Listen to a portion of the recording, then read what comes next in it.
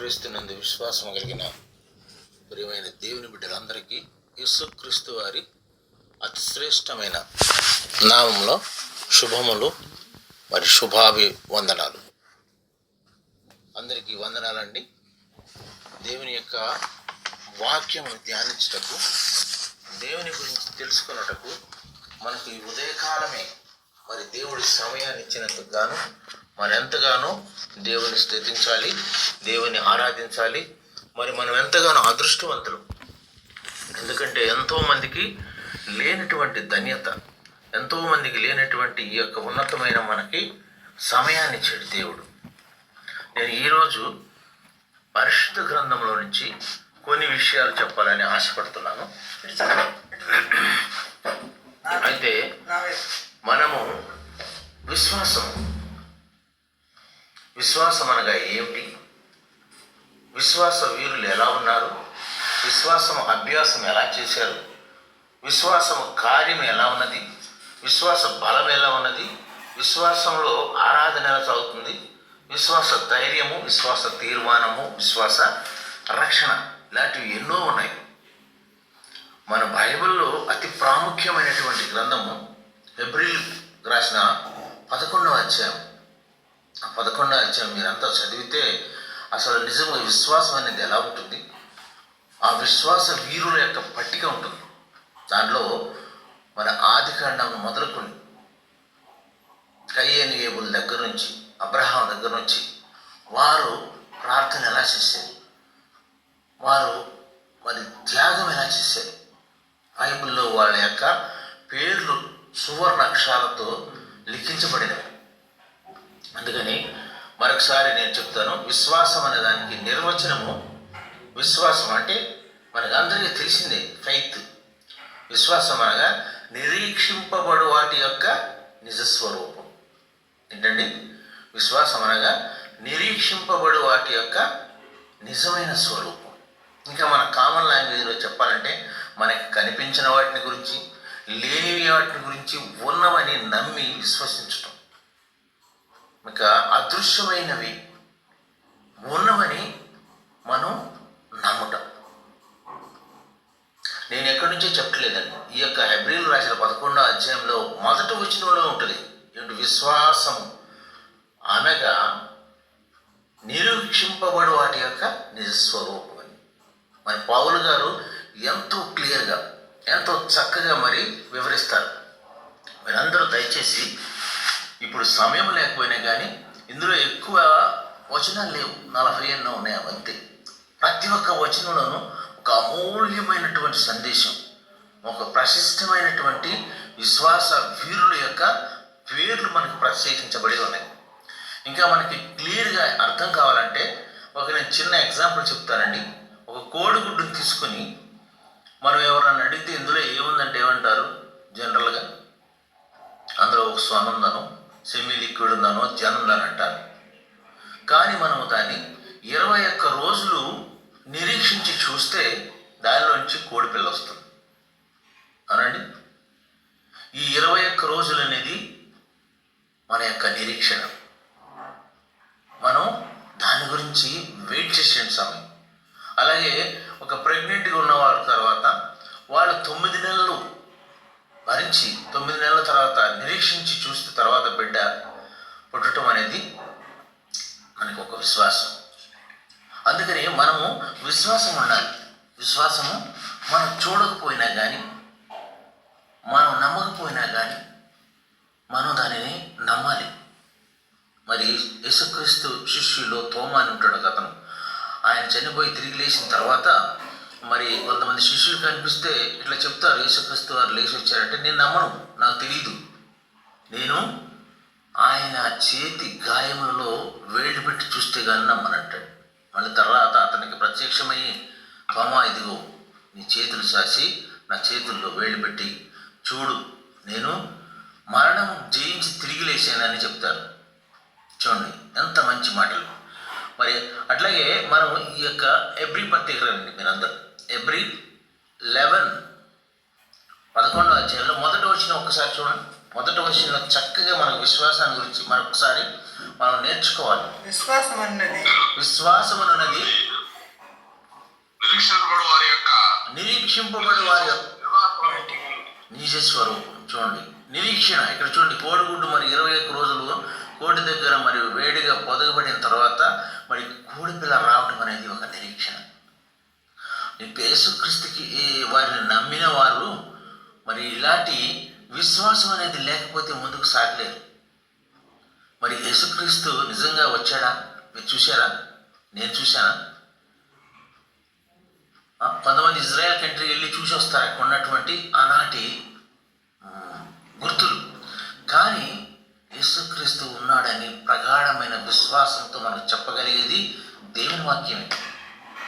దేవుని వాక్యం ద్వారా కానీ పరిశుద్ధ గ్రంథంలో రాయబడినటువంటి ఈ యొక్క విశ్వాస వీరుల యొక్క పట్టికను బట్టి మనం యేసుక్రీస్తు వారు ఉన్నారు, మన గురించి వచ్చారు, మన పాపముల నిమిత్తమై కలువరి గిరిపై మరణించి 3 దినాల తర్వాత తిరిగి లేచి మరలా మన గురించి రాబోతున్నాడు అన్నటువంటి ఒక ప్రగాఢమైన విశ్వాసం, నమ్మకం. ఆ నమ్మకం అనేది లేకపోతే క్రీస్తు బిడ్డలకి జీవం ఉండదు, ముందుకు సాగలేదు. అలాగే మనం ఇంకొక ఎగ్జాంపుల్ చెప్తాను. మనం ఒక ట్రైన్ ఎక్కుతున్నాం, ఏరోప్లేన్ ఎక్కుతాం. ట్రైన్ ఎక్కినప్పుడు మనకి ఏంటి విశ్వాసం? ఒక ప్లేస్ నుంచి ఒక ప్లేస్కి వెళ్తున్నాం. మన హైదరాబాద్ నుంచి బొంబాయికి వెళ్తున్నాం. నమ్మకం ఏంటి? అక్కడికి వెళ్తామని. విశ్వాసం ఏంటి? క్షేమంగా వెళ్ళగలమని. అక్కడ తీసుకెళ్ళేది ఎవరు? ఆ డ్రైవర్. ఆ డ్రైవర్ని ఎప్పుడన్నా మీరు కలిశారా? ఆ డ్రైవర్ని ఎప్పుడన్నా చూశారా? మీరు డెస్టినేషన్కి వెళ్ళిన తర్వాత ఆ డ్రైవర్ గారు మమ్మల్ని క్షేమంగా తీసుకొచ్చారండి నేను ఆయనకి వెళ్ళి ఇప్పుడు ఏమన్నా థ్యాంక్స్ చెప్పారా? ఎవరు చేయం. ఎందుకంటే మన ఆడావిడి, మన పనులు, మనకు ఒక విశ్వాసం ఆయన తీసుకెళ్తాడని. ఏరోప్లేన్లో వెళ్ళేటప్పుడు కూడా బాగా పైకి వెళ్ళినప్పుడు, మేఘాల్లోకి వెళ్ళినప్పుడు టర్బులెన్స్ వస్తాయి, కుదుపులాట.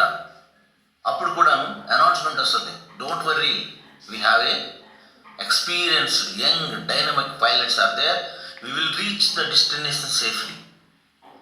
చూడండి, మనకు ఒక నమ్మకం కలగజేస్తారు, మనకు ఒక విశ్వాసాన్ని పెంపొందిస్తారు. మనం అలాగే ముందుకెళ్ళి చూస్తే ఇంక కొన్ని విషయాలు, మంచి మంచి విషయాలు ఉంటాయి. మరి విశ్వాసం మనం ఎలా నమ్మాలి? విశ్వాసాన్ని ఎలా అభ్యాసం చేయాలి? మనకి యెజబేలు తెలుసు కదా. ఆదికాండం 4వ అధ్యాయం 4లో ఒక్కసారి చూడండి. కయ్యని యెజబేలు, హేబేలు వాళ్ళు అర్పణలు తీసుకెళ్తారు.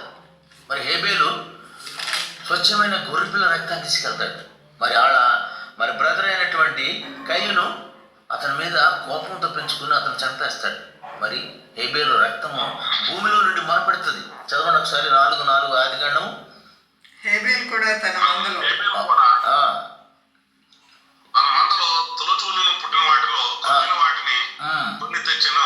చూడండి, శ్రేష్టమైనవి తీసుకెళ్తాడు ఆయన. మరి కయ్యూనైతే చూడండి, దేవుడు తన అర్పణను లక్ష్య పెట్టాడు. ఎందుకంటే ఆనాటి పాత నిబంధన కాలంలో మరి ఆల్టర్ కానీ, మరి బలులు కానీ, అర్పణలు కానీ ఇవే దేవునికి ఇష్టం. ఆయన శ్రేష్టమైనవి, కొవ్వినవి తీసుకెళ్ళిస్తే ఆయనకి ఇష్టమైనవి. మరి కయ్యని ఇష్టం కాలేదు, మనకంతా తెలుసది. తర్వాత కయ్యను కోపం వచ్చి తమ్ముడిని మీద పడి చంపటం, మరి హేబేలు యొక్క రక్తం మొరపెడతాం, ఆయన వినటం. ఆయన అడుగుతాడు, కయ్యను నీ బ్రదర్ ఎక్కడంటే, నేను ఆయన కాపలాదారున్నా. అవునండి, తమ్ముడికి బ్రదర్కి అన్న కాపలాదారుడి. ఆనాటి నుంచి కూడాను మనం చూస్తుంటే ఆ యొక్క విశ్వాసం, మరి ఆయన దాన్ని నేనేమంటానంటే విశ్వాస అభ్యాసం అని. చూడండి, ఆయన అభ్యాసం చేసి ఎట్లా వచ్చింది ఆయనకి? అది తల్లిదండ్రులు నేర్పారు. దేవునికి అర్పణవి, మంచివి, శ్రేష్టమైనవి, క్రోవినవి తీసుకెళ్ళి దేవుడికి ఇవ్వాలని. మరి అక్కడ కయ్యూను అలా చేయలేదు. దీన్ని ఆయన యొక్క విశ్వాసాన్ని ఆయన అభ్యాసం చేశాడు, ఆయన ఆచరించాడు. కాబట్టి ఆయన పేరు కూడా ఈ విశ్వాస వీరుల పట్టికలో, విశ్వాస బలాఢ్యుల పట్టికలో చేర్చబడింది. ఆయన చనిపోయిన కానీ ఇక్కడ చూడండి, అత సాక్షి అయినటువంటి వారు అనేక మంది. మనం ఇట్లా చూసుకుంటే ఎన్నో మంది, 56 మందికి పైగానే ఉన్నారని చెప్తారు భక్తులు. మీరు చదవండి క్లియర్గా. ఇందులోనే ఈ యొక్క హెబ్రీ పత్రిక 11లో ఉన్న 40 వచనాల్లో 40 పైగానే వాళ్ళు పేర్లు ఉంటాయి, పేర్లు లేని ఉంటాయి. ఇంకా పేర్లు లేకుండా అలాగ చెప్తూ వెళ్తారు. ఇంకెవరెవరు ఉన్నారు, ఏం చేశారు. ఆ విశ్వాస పట్టికలో మరి నీవు నేను ఉండాలని. ఆ విశ్వాస పట్టిక ఆగిపోయిందంటారా? చెప్పండి. ఆగలేదు. ఆనాడు 22 సంవత్సరాల క్రితం మొదలైనటువంటి ఆ విశ్వాస పట్టిక ఈనాటికి కూడా కొనసాగుతుంది. వరుసాలు చూడండి. మరి గ్రహాంసన్ ఆయన కుటుంబాన్ని కాల్చేశారు. విశ్వాసం అనేది ఎలా ఉంటుందంటే మరి మనం చెప్పుకుంటూ పోతే ఎన్నో ఎగ్జాంపుల్స్ ఉన్నాయి. ఎన్నో ఎన్నో ఎన్నో మరి మరి ఇంకాను చూడాలనుకుంటే మనము హెబ్రీ 11:7 అంటే 11:7 చూడండి. నోవా గురించి చెప్తారు. విశ్వాసమును బట్టి నోవాహు అది వరకు చూడని సంగతులను బట్టి దేవుని చేత హెచ్చరింపబడి భయభక్తులు గలవాడై తన ఇంటి వారి చూడండి. ఆయనకి ఎలా తెలుసండి వర్షం వస్తుందని దేవుడు చెప్పాడు. అది ఒక నమ్మకం. అప్పటి వరకు వరదలు వర్షాలు ఇవన్నీ కూడా కొట్టుబాటుగానే ఏం చూడలేదు. మీకు తెలిసే ఉంటుంది, దగ్గర 120 సంవత్సరాలు పిచ్చివాళ్ళలాగా ఎడారిలో మరి వాడని తయారు చేస్తారు. అదేంటంటే దేవుడు చెప్పాడంటే అంత విశ్వాసం, అంత నమ్మిక, అంత పట్టుదలతో ఆయన కార్యదీక్షతో, నేనేమంటానంటే దీన్ని విశ్వాస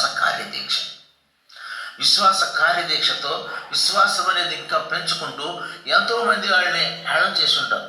ఎంతోమంది ఎప్పుడు వస్తాయా నీ వరదలు, ఎంతకాలం అయ్యా ఇంకా నువ్వు చేస్తావు, ఏది మరి వరదలు రావే అని ఎంతోమంది ఆయన్ని హేళన చేసి ఉంటారు, ఆయన్ని ఎగతాళి చేసి ఉంటారు. అయినా కానీ ఆయన విడవక మరి ఎంతో పట్టుదలతో మరి చూడండి 120 సంవత్సరాలు నీళ్లు రాకుండా కీళ్ళు తీసుకెళ్ళి పోస్తారంట. అక్కడ చూడండి ఎలాంటి జ్ఞానం ఇచ్చాడు. ఆనాడు కట్టినటువంటి ఆ యొక్క ఓడ శిథిలాలు ఇంకా ఉన్నాయంట. అలాంటి మరి విశ్వాస కార్యదీక్ష అనుకున్నదా ఆయన. నేను అంటాను నోవా గారిని విశ్వాస కార్యదీక్ష గల పటిష్టమైనటువంటి విశ్వాసం గల వ్యక్తి అని. మరి ఇంకొక ఎగ్జాంపుల్, యుఎస్లో కాలిఫోర్నియా అనేటువంటి ప్రాంతంలో ఒక పాస్టర్ గారు ఎక్కడకో ఇట్లా ప్రీచింగ్ పిలిస్తే వెళ్తూ ఉంటాడు.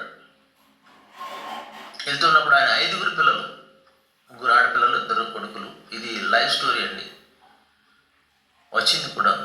ఆయన వెళుతుండగా మరి ఎలా మరి పెట్రోల్ ట్యాంకీకి మరి నిప్పట్టుకుంటే పిల్లలు వెనక ఉంటారు, ముందు భార్యాభర్తలు ఉంటారు. నిప్పు అంటుకుంటూ భయపడి వీళ్ళిద్దరు దూకేస్తారు. వాళ్ళు సజీవంగా దహనం అయిపోతారు. దహనం అయిపోయినప్పుడు ఆయనకు ఒక చర్చి కూడా ఉంది. చర్చి సంఘస్థులందరూ కూడాను ఏమి దేవుడు, ఏం ప్రార్థన, ఏం పాస్టర్ గారు, ఆయన సొంత బిడ్డల్ని రక్షించుకోలేకపోయాడు, మనల్ని ఇంకెలా రక్షిస్తాడు, మనల్ని ఇంకెలా కాపాడతాడని చాలామంది మరి ఆ చర్చిని వదిలేసి వెళ్ళిపోయారట. అప్పుడు ఆయన ఒక మాట అంటాడు, జరిగినందువలన మనము నమ్మకం పోగొట్టుకొనట అవివేకం అంటాడు. ఇది జరిగినందువలన మన నమ్మకాన్ని, మన విశ్వాసాన్ని దేవుని ఎడల పోగొట్టుకొనట మరి అవివేకం అని మరలా ప్రేయర్ చేస్తాడు. ఎంతో గోజాడి నా చనిపోయిన బిడ్డలు దేవుని దగ్గరికి వెళ్ళారు, దేవునితో ఉన్నారని ప్రగాఢమైన విశ్వాసంతో ఆయన ఇచ్చాను. మనకు తెలుసు కదా, యోబు గారు ఏమంటారు, ఆయన కూడా 10 మంది బిడ్డలు ఉంటే ఎంతో బాధపడితే యెహోవా ఇచ్చాను, యెహోవా తీసుకుని అంటాడు. ఏమి విశ్వాసం అండి వాడది, ఏమి నమ్మకం అండి వాడది. అలాంటి నమ్మకం మనకున్నదా? చిన్న కష్టం వస్తేనే మరి గడగడ వణికిపోతాం, తొలనాడిపోతాం, దేవుని దూషిస్తాం. మనం అంటాం, ప్రభువా నీవు నాకు ఈ ఉద్యోగం ఇస్తేనే నేను నమ్ముతాను, నీవు నాకు ఈ రోగం తగ్గిస్తేనే నేను నమ్ముతాను, నీవు నాకు ఈ కార్యం చేస్తేనే నీవు ఉన్నవాడిని నేను చూస్తాను. చిన్న చిన్న వాటికి మనం దేవుని బార్గెనింగ్ చేస్తూ ఉంటాం. వాడి విశ్వాసం ఎలాంటిదండి? 120 సంవత్సరాలు నోవా దేవుడు చెప్పాడని వరదలు వస్తాయని మనం చూడలేదు. ఇంట్లో 40 రాత్రులు 40 దినాలు వర్షాలు కురిసి మరి కొండ మీదకి వెళ్ళిపోయి ఆగిపోయాడు వాడ. అలాంటి విశ్వాసం, ఎంత గొప్ప విశ్వాసం. ఇలా చూస్తూ వెళ్తే విశ్వాస వీరుల పట్టికల్లో మరి ఏబేలు, నోవా, ఎంతమంది, అబ్రహాము, అనేక మంది ఉంటారు. ఇక్కడ చూడండి, విశ్వాసానికి విధేయత చూపిస్తాడు. ఎవరు? అబ్రహాం గారికి మనకు తెలిసే ఉంటుంది. ఆదికాండం 12:1 ఒకసారి చూడండి అమ్మా. ఆదికాండం 12:1 లేదా హెబ్రీ 11:8 కానీ ఆయన అబ్రహాం గురించి చెప్తారు. యెహోవా నీవు లేచి నీ దేశము నుండి నీ బంధువుల యొద్ద నుండి నీ తండ్రి ఇంటి నుండి బయలుదేరి నేను నీకు చూపించు దేశంలోకి వెళ్ళము. చూడండి, ఆయన ఏం చూపిస్తాడు? అక్కడికి వెళ్ళిపోమంటున్నాడు. ఆయన గుడ్డిగా అన్ని వదిలేసుకుని వెళ్ళిపోతాడు. ఆయనకి దేవుని మాటకు విధేయత చూపిస్తాడు. నిన్ను గొప్ప జనముగా చేసి నిన్ను ఆశీర్వదించి నీ నామమును గొప్ప చేయుదును. నీవు ఆశీర్వాదముగా ఉండు. చూడండి మరి ఎంత గొప్ప విధేయత, ఎంత గొప్ప నమ్మకం, అట్టి విశ్వాసం. అందుకనే ఈయన మరి సువర్ణాక్షరాలతో బైబిల్లో లిఖించబడ్డాడు. ఆయన పేరు. ఈయన కూడా విశ్వాస వీరుల పట్టికలో మరి విశ్వాస విధేయత గల యోధుడు. 8 కూడా చూడండి. హెబ్రీ 8-10 వరకు కూడా అబ్రహాం గురించి క్లియర్గా చెప్తారు.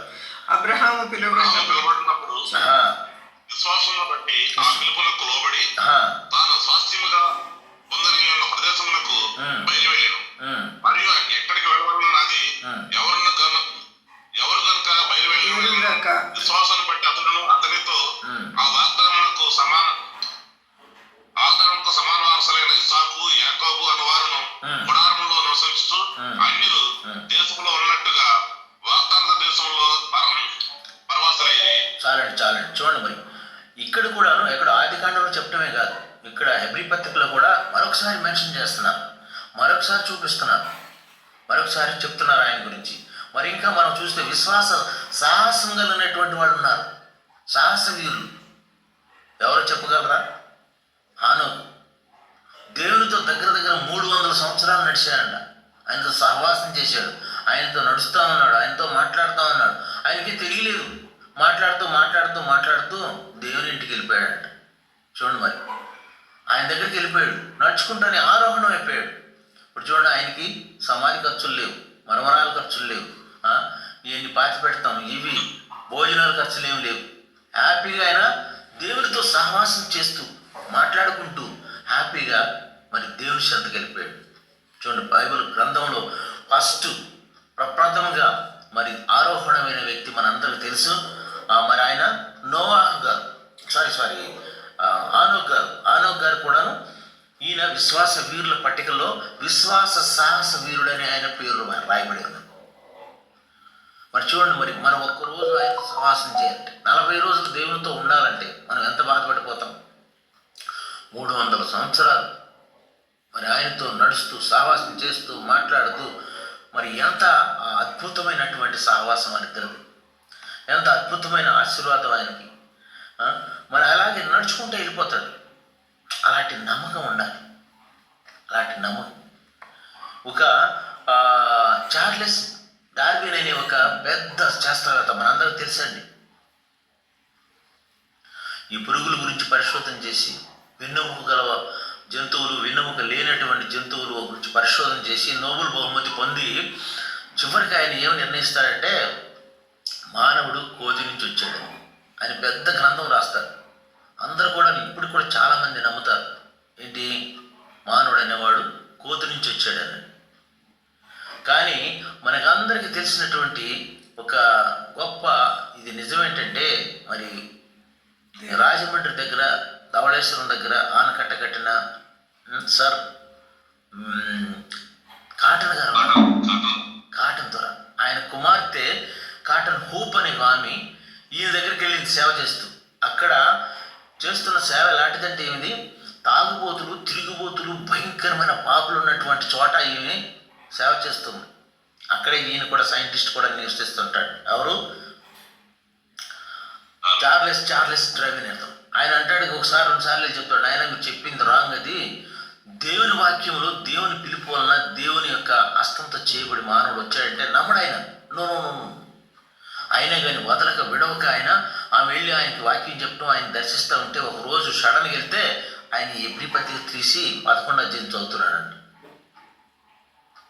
అమ్మా, నువ్వు చెప్పింది అక్షరాల నిజం, కానీ ప్రజలందరికీ, లోకమందరికీ నేను ఆల్రెడీ చెప్పేశాను, ఏంటి, మనిషి కోతి నుంచి వచ్చాడే, కానీ అది కరెక్ట్ కాదు. మీరు చెప్పింది కరెక్టు. దేవుడు మాట వలన, ఆయన వాగ్దానం వలన ఆకాశం కలుగును గాక, భూమి కలుగును గాక. చూడండి ఎంత పవర్ ఉందో ఆయన మాటలు, ఆయన వాక్కులు. కరెక్ట్ అమ్మా. ఈ యొక్క దేవుని యొక్క వాక్యాన్ని బట్టి ఆయనప్పుడు దేవుని నమ్ముకుని వృద్ధాప్యంలో మరి ఆయన కూడా శ్వాస వీటిలో పట్టికలోకి రాగలిగాడు. అలా మనం చూస్తే ఎప్పుడూ జరిగింది, క్రీస్తు పూర్వం 1881లో జరిగింది. అంత పూర్వం జరిగింది కూడాను ఈనాడు మనం గుర్తు చేసుకుంటామంటే వాడు చేసిన అద్భుతమైన కార్యాలు. చూడండి, ఈ పూర్ లేడీ, ఆమె అక్కడందరూ కూడాను తాగుబోతులు, తిరిగిపోతులు, అసలు దేవుడు అంటే నమ్మకం లేనటువంటి వారికి విశ్వాసం కలిగించి ఆమె అక్కడ బలంగా వాడబడింది అనమాట. అలా చూస్తూ వెళితే ఎంతోమంది విశ్వాస వీరులు పట్టిక, విశ్వాస వీరుల యొక్క పేర్లు మనం చూడవచ్చు. మనం కొంచెం ముందుకెళ్ళి చూద్దామండి. ఇదే రోమా 4:17 చూడండి ఒక్కసారి. రోమా అక్కడ మనం క్లియర్గా మనం చూస్తాం. ఇదొక విశ్వాసము గురించి కూడా అక్కడ మెన్షన్ చేస్తారు. విశ్వాసము యొక్క బలం గురించి రోమా 4:17-20 వరకు ఒకసారి చూస్తే మనం అక్కడ చాలా విశ్వసించిన దేవుని ఎదుట అనగా మృతులను సజీవులుగా చేయవాడును, లేని వాటిని ఉన్నట్టుగా పిలిచేవాడునైన దేవుని ఎదుట అతడు మన అందరికీ తండ్రి అయి ఉన్నాడు. ఇందును గురించి నిన్ను అనేక జన్మలకు తండ్రిగా నియమించుదని రాయబడి ఉన్నది. నీ సంతానం ఇలాగ ఉండునని చెప్పిన దాన్ని బట్టి తాను అనేక జన్మలకు తండ్రి అయినట్లు నిరీక్షణకు ఆధారం లేనప్పుడు అతడు నిరీక్షణ కలిగి నమ్మెను. చూడండి, నిరీక్షణకు ఆధారం ఏం లేదు. నాకు 100 సంవత్సరాలు వచ్చినాయి, శారా గారికి 90 సంవత్సరాలు వచ్చినాయి, మరి స్త్రీతత్వం కోల్పోయింది, మాకు ఎలాంటి నిరీక్షణ అయినా నిరీక్షణకి ఆధారం లేదు. అప్పుడు తొందరపడి పొరపాటు చేసి ఆయన నిరీక్షణకు ఓర్పు లేకుండా ఉన్నప్పుడప్పుడు ఇస్మాయిల్ వస్తాడు. ఎవరి ద్వారాగా? ఆగర్ ద్వారాగా. అప్పుడు అంటది, అయ్యా మనకి కలగరలే పిల్లలు, నువ్వు ఆగర్తో పో అంట. ఆగర్తో వెళ్ళినప్పుడు మరి ఇస్మాయిల్ వస్తాడు. ఇస్మాయిల్ సంతతి నుంచి వచ్చి వారందరూ మీకు తెలిసేవారు మహమ్మదీయులు. ఇప్పుడు కొన్ని క్రైస్తవులకి మహమ్మదీయులకి మరి వైరం ఉంటానుంది. మీకు అలా చూస్తే వెళ్ళండి, మీరు ఎంత గొప్ప విశ్వాసం. ఆయన అక్కడ ఎక్కువ ఉంటాడు, ఒక గుడారు వేసుకుని మమ్రి అయిన చెట్టు దగ్గర కూర్చుని ఉంటాడు. అప్పుడు దేవదూత చెప్పినప్పుడు మరుసటి సంవత్సరానికి మీ ఒళ్ళు బాగుంటాడంటే శారా గారు నవ్వుకుంటుంది. నాకేమో 90 సంవత్సరాలు 80 సంవత్సరాలు రాబోతున్నాయి, 80, 88, 89 సంవత్సరాలు ఈ ఎక్కడ బిడ్డలు కంటాను నేను. కానీ ఆ విశ్వాసానికి ఆధారం లేకపోయినా కానీ అబ్రహాం గారు నమ్మాడు, విశ్వసించాడు దేవుడు ఇస్తాడని. బలమైన ఓర్పు. శారాకి ఓర్పు లేక, ఆ నిరీక్షణ లేక, అయ్యా నువ్వు ఆగర్తో పోమను. మన జీవితంలో కూడా చిన్న చిన్న పొరపాట్ల వల్ల అనేకమైన పాఠాలు మనం నేర్చుకుంటాం. మరి వీళ్ళు చూడండి, మరి వీళ్ళని విశ్వాస పరీక్ష విజేతలు, వీళ్ళు పరీక్ష పెట్టాడు వీళ్ళు అబ్రహాం, శారా. ఆ విశ్వాస మరి ఆ పరీక్షలో విజేతలయ్యారు వాడు. అందుకనే ఇక్కడ మనకి ఏప్రిల్ కూడా 11వ అధ్యాయంలో 8-10 గురించి రాస్తారు. అది కూడా చూడవచ్చునండి. మనము విశ్వాసము దర్శనం కూడా చూస్తాం. విశ్వాస దర్శనం చూడండి, ఎవరో కాదు, ఇస్సాకు పుట్టుక యొక్క విశ్వాసక దర్శనం చూడండి. 100 సంవత్సరాలు అయిన తర్వాత ఆయన చెప్పినటువంటి నిరీక్షణకు ఆధారం లేకపోయినా కానీ నమ్ముటం వలన ఇది విశ్వాసానికి ఒక దర్శనం లాగా ఐజాక్ గారు వస్తారు. ఐజాక్ పుట్టుక ఇందులోనూ ఏప్రిల్ 11:9 ఉంటుంది. చూడండి ఒకసారి 11:9 విశ్వాసం బట్టి అతడును అతనితో అతనితో ఆ వాగ్దానమునకు సమాన వారసులైన ఇస్సాకు, యాకోబు అను వారును గుడారంలో నివసించుచు అన్యుల దేశంలో ఉన్నట్టుగా వాగ్దాన దేశంలో పరవాసులయ్యేది. చూడండి, చాలండి ప్రసాద్ గారు, చాలు. విశ్వాసానికి ఇది ఒక ముఖ్యమైన దర్శనం. ఐజాక్ గారు వచ్చుట, యాకోబు గారు. ఇంకా అలాగే మనం ముందుకెళ్ళి చూస్తూ ఉంటే ప్రతి ఒక్క వచనంలోనూ విశ్వాసానికి ఆరాధనకర్త ఉంటాడు ఒక ఆయన. మనకు తెలుసు, ఎంత శోధన చేసినా కానీ, సైతాన్ వచ్చి చేసినా కానీ, ఆయన యోబు అనే ఆయన గురించి మనకు తెలుసు. యోబు మరి వదలడు. ఆయన బిడ్డలను చంపేసినా కానీ యెహోవా ఇచ్చాను, యెహోవా తీసుకున్నాను. ఆయన ఆరాధన ఎంత గొప్పదండి. 21వ వచనం చూడండి, ఏప్రిల్ 11:21 విశ్వాసం బట్టి యాకోబు అవసాన కాలం ముందు యేసేపు కుమారులో ఒక్కొక్కరిని ఆశీర్వదించి తన చేతికర్ర మొదలు మీద ఆనుకొని దేవునికి నమస్కారం చేశాను. చూడండి, వృద్ధాప్యం వచ్చినప్పుడు దేవుని కర్ర మీద ఆనుకుని మరి ఇంకా విశ్వాసం ఎవరికి? యాకోబుకి. మరి యాకోబు గురించి చూడాలంటే ఆదికాండం 47 క్లియర్గా ఉంటుంది. 47 అధ్యాయం 48 అధ్యాయం మీరు చదవండి ఇంటికి వెళ్ళినప్పుడు ఎంత క్లియర్గా ఉంటుందంటే మరి ఆయన దగ్గర రాహేలు గురించి మరి వాళ్ళ అక్క గురించి దగ్గర 20 సంవత్సరాలు మామ దగ్గర మరి ఎట్టి చాకరి చేసిన తర్వాత తిరిగి వస్తాడు. తిరిగి వచ్చేసి ఒక రాయి తల కింద పెట్టుకుని నిద్రపోతూ ఉంటాడు. అక్కడ దేవుడు దర్శనం ఇస్తాడు. ఆ దర్శనంలో మరి ఆయన వదలడు. అప్పుడు ఎవరు నువ్వంటే నేను యాకోబు అంటాను. నువ్వు యాకోబు కదా, ఇశ్రాయేలు, నన్ను నీవు దీవించే వరకు నేను వదలనయ్యా అని పట్టుకుంటాడు. చూడండి ఎంత పట్టుదల, ఎంత విశ్వాసం. మరి ఇంకా ముందుకెళ్ళి చూస్తే మనం విశ్వాస సాహసం చేసినట్టు, విశ్వాస ఓర్పు కలిగినటువంటి ఆదికాండం 37:50 చూడండి ఒక్కసారి. విశ్వాస సాహసం గురించి ఎంతో క్లియర్గా మరి చెప్తారు అక్కడ. 37:50లో విశ్వాస సాహసం వాళ్ళ ఎక్కువ. ఎబ్రి 11:22 ఇందా చూసాం కదా. ఎబ్రి 11:22 చూడండి ఒకసారి. అక్కడ మోసే గురించి ఉంటుంది. మోసే ఎబ్రిల్ రాసిన పత్రిక 11:23 నుంచి 29 వరకు విశ్వాస తీర్మానం చేసుకుంటారు. యేసేపు తన ఆసాన కాలంలో సమీపించినప్పుడు విశ్వాసం బట్టి ఇశ్రాయేలు కుమారులకు నిర్గమమును గూర్చి ప్రవేశించి తన సైన్యములను గూర్చి అతనికి ఆజ్ఞాపించాను. మోషే పుట్టినప్పుడు అతని తల్లిదండ్రులు ఆ శిశువు సుందరుడై ఉండటం చూసి విశ్వాసం బట్టి రాజాజ్ఞకు భయపడగా 3 మాసములు అతన్ని దాచిపెట్టింది. చూడండి, మరి ఆ తల్లిదండ్రులు చేసింది కూడా గొప్ప కార్యం. మరి వాళ్ళు సాహసం చేశారు. మరి లేకపోతే చంపేస్తాడు రాజు. అయినా సరే వాళ్ళు ఎంతగానో తల్లిదండ్రులు కూడా ఈ లిస్టులో వచ్చారు. విశ్వాస ధైర్యం అని చెప్పుకోవచ్చు మనం. ఆ తల్లిదండ్రులు చేసినటువంటి గొప్ప త్యాగం. మరి ఆయన దాచి ఒక జమ్ము పెట్టిలో పెట్టి దాన్ని కీలు పూసి నైలు నదుల్లో వదులుతారు. మనకందరికి తెలిసిందే ఆయన చేసినటువంటిది గొప్ప కార్యాలు. ఆయన అలాగే మోసే గారు కూడాను మరి ఎంతో రాజరికంలో 40 సంవత్సరాలు ఉన్నా కానీ దేవుడు చూపించినప్పుడు మరి ఇశ్రాయేల్ గురించి మరి ఆయన వస్తాడు. మోషే పెద్దవాడైనప్పుడు విశ్వాసమును బట్టి ఐగుప్తు ధనము కంటే, ఐగుప్తు యొక్క ధనము, ఐశ్వర్యం, యోగాల కంటే క్రీస్తు విషయమైన నింద గొప్ప భాగ్యమని ఎంచుకొని, చూడండి, క్రీస్తు విషయమైన నింద గొప్ప భాగ్యం అని ఎంచుకుని అల్పకాల పాపభోగం అనుభవించట కంటే దేవుని ప్రజలతో శ్రమ అనుభవించడం మేలని యోచించి ఫరో కుమార్తె యొక్క కుమారుడు అనిపించుకున్నటకు ఒప్పుకొనలేదు. ఏలైనగా అతడు ప్రతిఫలముగా కలగబో బహుమానమందు దృష్టి ఉంచాడు. చూడండి, దృష్టి ఉంచి ఆయన తీర్మానం చేసుకున్నాడు. No, I don't want this facility. I don't want to enjoy this all kingdoms.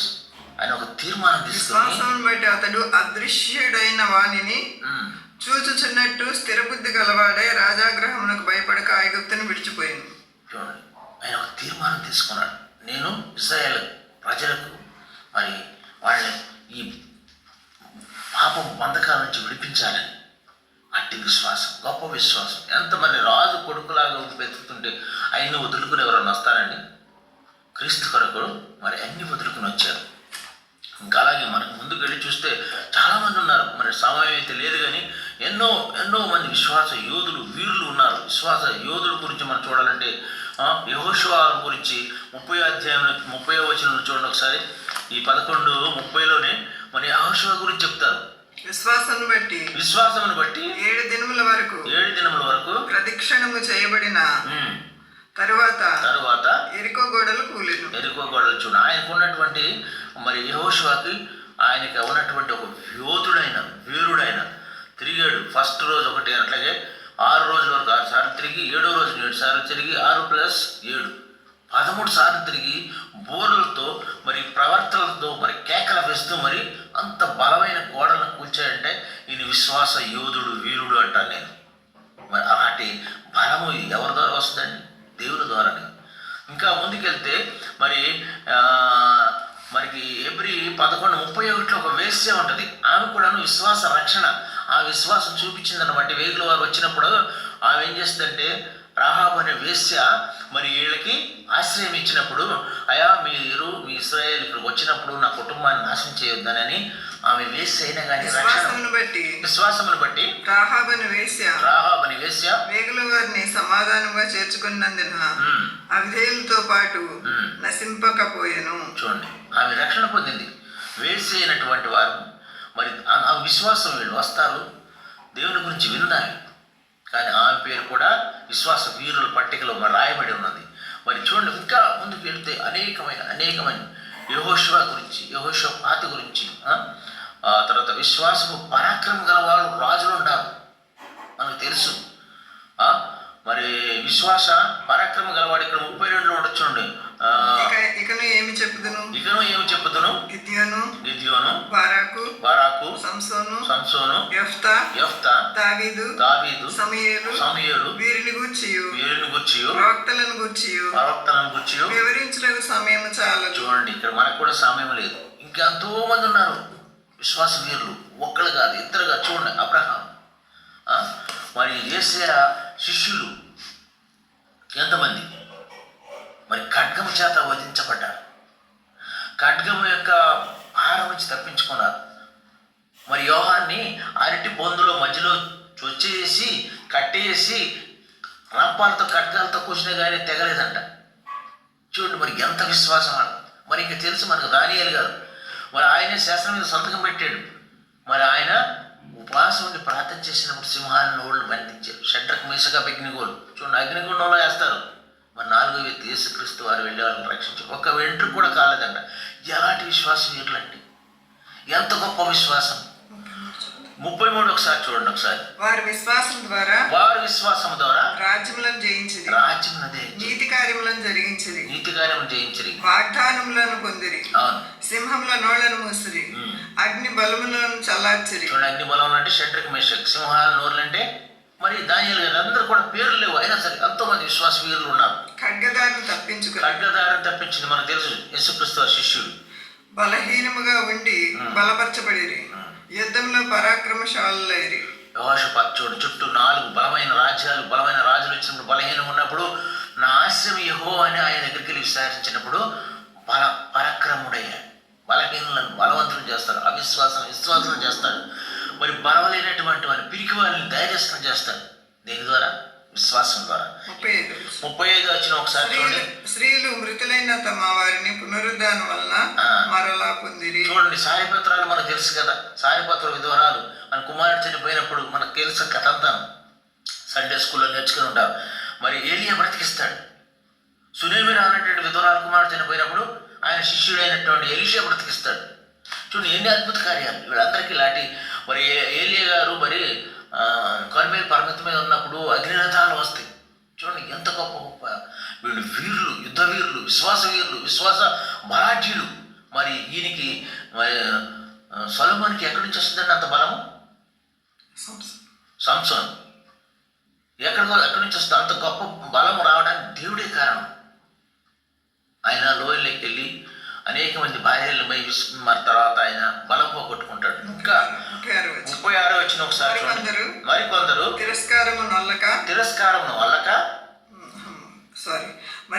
తిరస్కారములను, కొరడా దెబ్బలను, మరి బంధకములను, ఖైదును అనుభవించారు. చూడండి, ఖైదును అనుభవించిన వారు లేరా? పౌలు గారు ఉన్నారు. మరి యోహాన్ని ఖైదులు పెట్టారు, మరి జైలు జీతం అనుభవించారు. మనం ఇంకా వెళుతూ మరి ఇక్కడ చూడండి 37 వచ్చిన ఒకసారి చూడండి. ఎవరు? పౌలు, స్టెఫెను, జకరియా వీళ్ళందరూ కూడాను రాళ్లతో కొట్టబడి హింసించబడి రంపములతో పోయబడ్డారు. ఒకళ్ళిద్దరు పోయాడు. మరి ఏషియా ప్రవర్తన కూడాను ఈ మనిషి కాలంలో రంపంతో కోసి చంపారు. ఎంతమంది అండి? గొర్రె చర్మములను, మేక చర్మములను వేసుకుని దరిద్రుల్లో ఎండి శ్రమపడి హింస పొందుచు అడవుల్లోను, కొండల మీదను, గుహల్లోను, సొరంగంలోను తిరుగులాడుచు సంచరించిరి. అట్టి వారికి ఈ లోకము యోగ్యమైనది కాదు.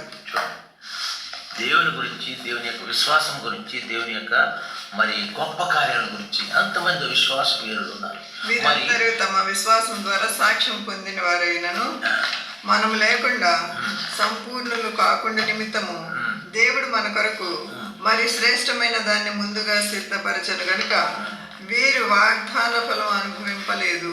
చూడండి, ఎవరైతే వాగ్దాన ఫలం వారి పేర్లు కూడా రాయబడి ఉన్నాయి. మరి ఈ విశ్వాస పట్టిక అనేది ఆగలేదండి, ఇంకా కొనసాగుతుంది. మనం పరీక్షించుకోవాలి, మన పేర్లు ఎప్పుడు వస్తాయి, మనం ఏ స్థితిలో ఉన్నాం, మనం ఎప్పటికీ మనం విశ్వాస వీరుల పట్టికలో వెళ్తాం. చూస్తే ఇంకా సమయం ఉంటే చెప్పొచ్చు, కానీ నేను ఇక దేవుడు ఇచ్చినట్టు సమయాన్ని బట్టి మరి ముగిస్తాను. ఒక చిన్న పాట పాడి ఇందులో విశ్వాస వీరుల పట్టికని తెలియపరుస్తూ ఒక చిన్న పాటను ఒక చరణం పాడి నేను ముగిస్తాను. దేవుని సముఖ జీవ కవలిలో, దేవుని సముఖ జీవ కవలిలో నీ పేరున్నదా, నా పేరున్నదా, నీ పేరున్నదా, నా పేరున్నదా. దేవుని సముఖ జీవ కవలిలో, దేవుని సముఖ జీవ కవలిలో నీ పేరున్నదా, నా పేరున్నదా. హల్లెలూయా. దేవుడి కొన్ని మాటలు దీవించిన గాక.